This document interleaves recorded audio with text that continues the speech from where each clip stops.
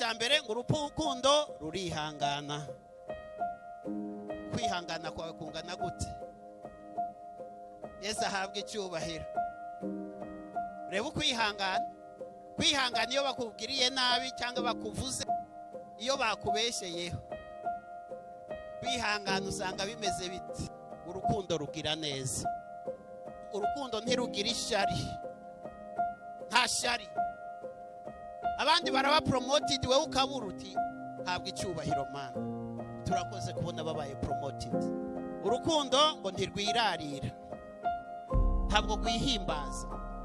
Urukundo ntirukora ibiteye isoni. Ntirushaka ibyarwo. Ntiruhutiraho. Ntirutekereza ikibi ku bantu. Urukundo ntirwishimira gukiranirwa kw'abandi. Urukundo rubabarira byose.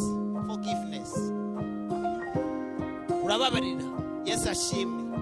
Urukundo rwizera byose, rwiringira byose, kandi rwihanganira byose.